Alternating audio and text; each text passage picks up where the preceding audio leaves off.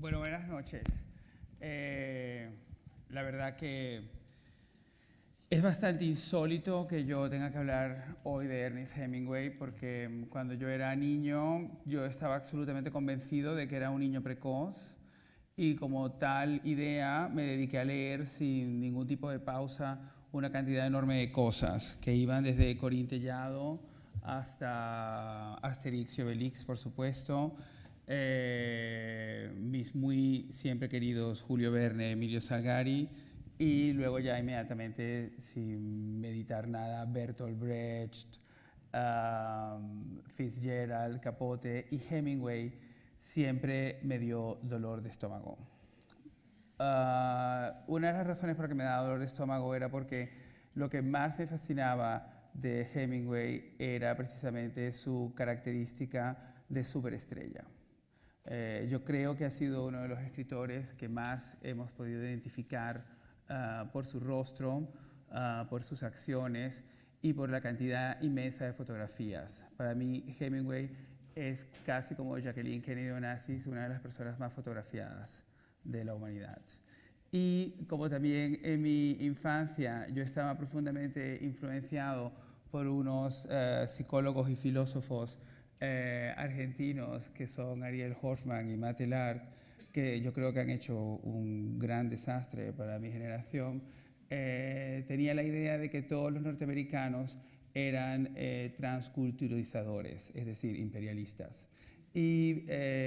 yo no podía evitar asimilar que tanto Donald Duck, el pato Donald, y Hemingway me parecían en cierta manera la misma persona, en el sentido de que los veía 1000 veces repetidos y siempre aparecían alrededor mío. Y me parecían que todos estaban confabulados para culturizarnos en la idea de que Estados Unidos de América era la única nación capaz de producir grandes patos y grandes escritores. En ese sentido, pues cada vez se me hacía más difícil y más cruzado en la garganta poder leer a Hemingway. También me pasaba que muchas de las novelas de las que más o menos escuchaba sobre Hemingway, sus adaptaciones cinematográficas eran francamente cursis y muy hollywoodescas. Y mi idea de esa de niño precoz de izquierdas que fui, me parecía que él estaba de acuerdo con ese tipo de adaptaciones o que escribía para que Hollywood lo interpretara de esa manera. Es una gran fortuna en mi vida haber dejado de ser niño precoz y desde luego es una gran fortuna en mi vida haber dejado de ser niño precoz a través de la lectura de la revista Hola, que consiguió que todo este tipo de absurdeces culminaran. Y entonces en mi adolescencia, todavía muy fascinado por Verne y por Salgari y por supuesto por Fitzgerald y desde luego muchísimo por Truman Capote, que a su vez es también un autor con una inmensa capacidad de ser superestrella, descubrí por fin a Hemingway. Y la manera en que lo descubrí fue a través de una pequeña historia que luego, a medida que lo he ido estudiando él hace mucho chiste de que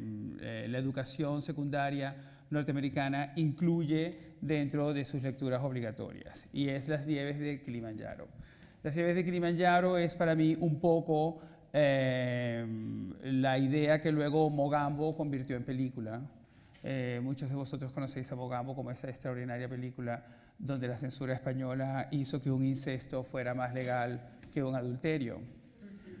Y esos elementos pues siempre también me han fascinado. Pero en Las nieves de Kilimanjaro, estas parejas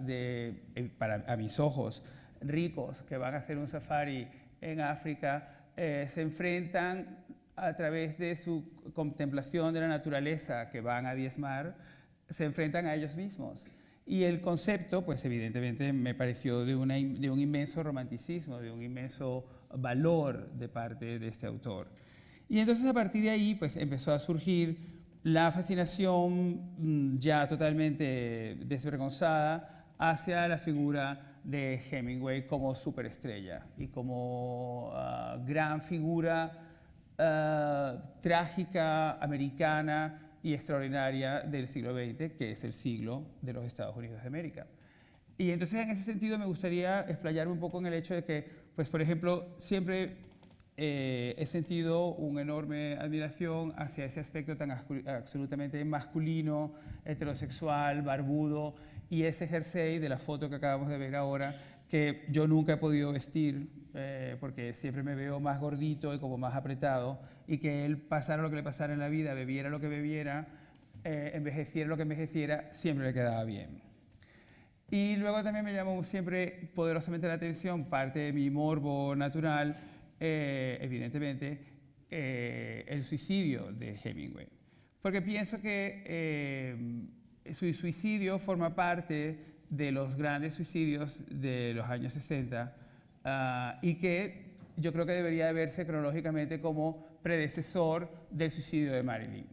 Hemingway se dispara a la boca en el año 61, por eso hoy hablamos de estos 50 años de su fallecimiento, que también me parece muy curioso que no digamos precisamente que haya sido un suicidio, pero bueno, en efecto es lo que fue. Evidentemente es un suicidio que como todos los suicidios, genera una onda expansiva de emociones. Siempre se ha hablado un poco de la idea de que quizás era una muy profunda depresión, de que luchaba contra una enfermedad que luego iba a poder terminar con él, pero yo creo que en realidad, aunque sea una cosa muy tremenda de decir, yo creo que en realidad él puso el telón final a una vida muy volcada al espectáculo antes de que se pudiera reconocer que las vidas se pudieran volcar al espectáculo. Y esto siempre ha sido mi punto de vista hacia él y también es desde luego mi admiración. Yo soy un gran observador de las vidas de espectáculos. Soy, creo, también una persona muy vinculada a este tiempo en el que vivimos, donde todo prácticamente se convierte en un espectáculo.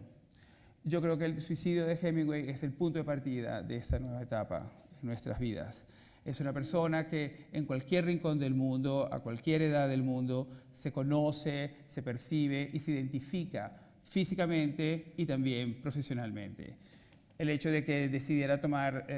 su propia vida y lo convirtiera en uno de los elementos absolutamente asociados a su obra, pues lo hace ser, a mis ojos, una persona, un escritor que está ligado a un evento, como por ejemplo Oscar Wilde lo está también al hecho de haber sido condenado a prisión por delitos asociados a su condición sexual. Esto hizo todavía que aún así me fuera difícil seguir leyéndolo, pero sin embargo hice un esfuerzo muy grande y leí Por quién doblas las campanas, a pesar de que cometí el error grave de ver primero la película. Como muchos de ustedes que a lo mejor veáis TCM, donde la ponen muchas veces, Por quién doblas las campanas es una de las películas con más maquillaje de la historia, en el sentido de que Ingrid Bergman, que es increíblemente rosada y sueca, tiene que parecer una persona morena a la idea que pueda tener Hollywood de alguien que está en Granada o en Sierra Morena. Y es verdad que hay un momento determinado en la película en que ya no sabes realmente de qué están hablando. Es decir, no sabes si están haciendo una guerra que es en algún sitio de California, que probablemente también le cabe, o si de verdad pues nos están explicando la manera que pueda tener un americano de entender un episodio tan absolutamente importante y desde luego tan importante para los escritores españoles como ha sido la Guerra Civil. Eso siempre provocó una cierta irritación personal hacia Hemingway porque me molestaba que uno de los libros que evidentemente más marca el cómo ha de asumirse literariamente la Guerra Civil la haya escrito una persona que se llama Ernest Hemingway y que fuera una persona muy norteamericano, muy al final vinculado a la defensa de todo lo que pueda tener de trágico, de humor, de independiente y autodeterminación, un norteamericano imperialista. Y yo por eso pienso que Por quién doblas las campanas es un libro que también cuesta a veces digerir porque no deja de ser un libro que habla de un tema que cada vez es más complicado para nosotros mismos asumir y que sin embargo un norteamericano pues supo hacerlo también que incluso una actriz sueca como Ingrid Bergman podía ser luego esa guerrillera de la Sierra Morena que se muere en los brazos de Gary Cooper. Todas estas cosas son muy duras en la vida, pero es verdad que siempre hay alguien que puede tranquilizar estas actitudes, y en este caso ha sido, en un reciente viaje a París, mi amigo y compañero de radio Jorge Lanata, que, horrorizado ante mi antipatía hacia Hemingway, lo primero que me dijo fue que Hemingway fue la primera persona, el primer escritor reconocido que llegó a cobrar para sus colaboraciones periodísticas, nada más y nada menos que para esa corporación tremenda del pensamiento norteamericano, que es la Time Life Corporation. Llegó a cobrar $1 por carácter, o sea, por carácter escrito. O sea, que si por ejemplo hacía un artículo de 200 caracteres, pues ganaba 200, pero si hacía uno de 1000, ganaba $1000. Y si llegaba a hacer uno de 5000, que estoy seguro que los hizo, pues ganaba $5000 de la época. La sensación del escritor millonario, a la que no siempre se asocia a Hemingway, me gustó mucho que me la ofreciera Jorge Lanata hace apenas 6 días en París. Porque también es cierto que Hemingway es un americano especial en el sentido de que también forma parte de ese grupo de los americanos expatriados que hicieron muchísimo por el siglo XX y que hicieron muchísimo también por la propagación de la idea de Norteamérica en un continente que siempre está a medio camino de las cosas como es Europa.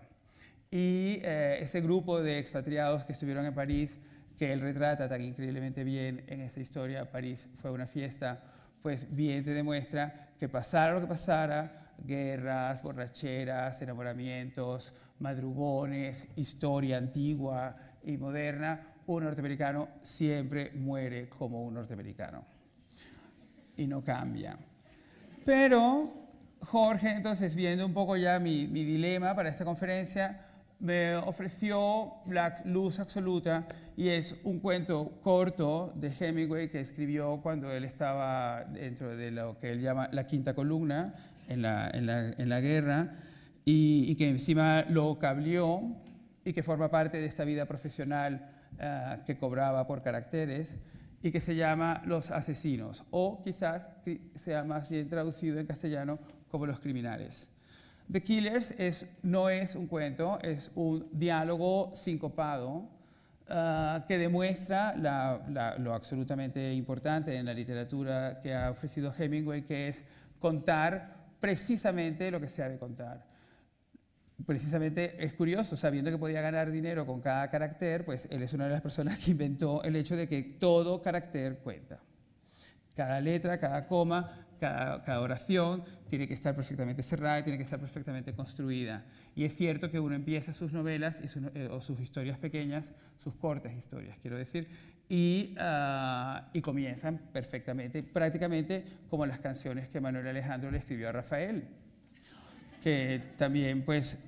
arrancan y uno sabe exactamente de qué va la canción, ¿no? Y de qué va la historia. Y en este caso, pues Hemingway en Los Criminales son dos señores que están en la barra de un restaurante, pero no es un restaurante, es un lugar de comidas, y en ese lugar de comidas ellos quieren pedir una comida que ven en la carta y les explican que no pueden hacerlo ahora porque no están a la hora de la cena, sino que tienen que esperar a que sea las 6. Ven el reloj, como el de ahora de allí, y entonces dicen, no, pero si pone que son las 5:25, y el señor le dice, no, ese reloj está 25 minutos para adelante. Son las 5, solamente les puedo dar unos sándwiches. Y empieza un diálogo entre estos dos caballeros que están descritos con guantes y como con una cosa como unos abrigos como de frío, que son evidentemente unos gángsters matones, con este señor. Y uno se empieza a dar cuenta que, claro, que en esa fascinación que tenía Hemingway por controlar las palabras y por controlar el significado de cada una de las oraciones, no está pasando nada, pero está pasando de todo, que es quizás una de las grandes maneras de describir el siglo que vivimos o el tiempo en que vivimos, que parece que no pasa nada y todos los días está pasando algo, o parece que está pasando algo y en realidad no está pasando nada.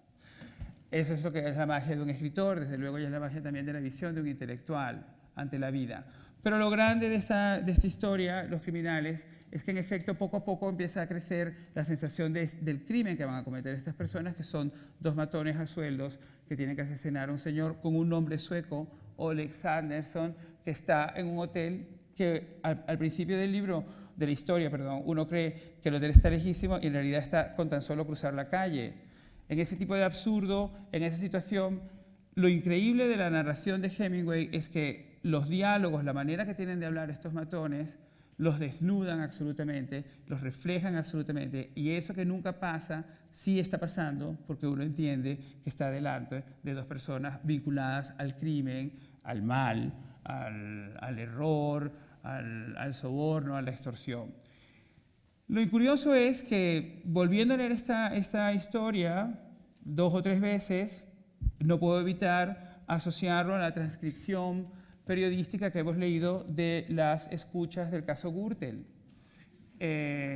Porque es cierto que cuando lo hemos leído de esta manera, al principio del caso Gürtel, nos llamaba poderosamente la atención cuánto decían de sí mismos la transcripción de esas escuchas. Nunca habíamos oído hablar a gente de esta manera, pensábamos, pero en realidad es que nunca lo habíamos leído. Y la importancia de la palabra es precisamente esa, que siempre está allí para hacerte descubrir que más allá de lo que ves, siempre hay algo, siempre hay una realidad. No quiero con esto convertirme pues, en un defensor de estas escuchas, pero lo que sí quiero decir es que he sido un gran lector de ellas porque me pareció que desnudaban una manera de pensar, una manera de ser a través de esas palabras que escogían sus propias personas para esto. Por último, me gustaría que, a pesar de eso, de que los criminales, pues, lógicamente me han recordado muchísimo a todas las cosas que se dicen en Valencia en el caso Gürtel, hay un magnífico cuento que sigue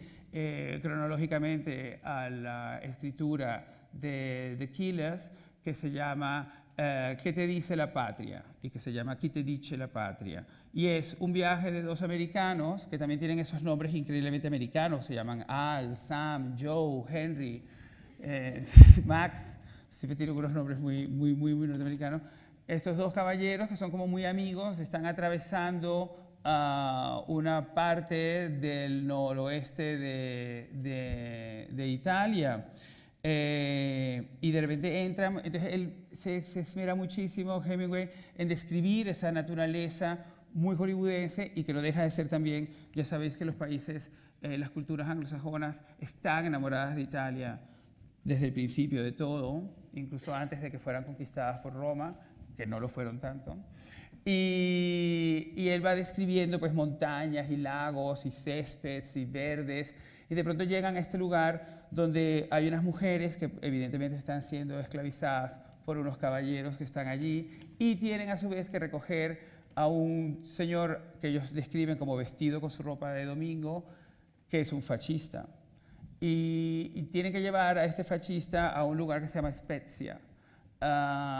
Y es el único momento, y en eso yo creo que es quizás uno de los grandes momentos más brillantes de la propia creación literaria de Hemingway, en el que la política realmente surge y en esa economía absoluta de palabras te dice muchísimas cosas. Efectivamente, esa Italia que él te está narrando es una Italia pues, hambrienta, pobre, castigada precisamente por esa misma hambre y por esa misma pobreza a entrar en un sistema ideológico absolutamente oprobioso y que hoy, por supuesto, todos detestamos, pero que sucedió y que tuvo pues, a sus seguidores precisamente por esas carencias. El hecho de que un norteamericano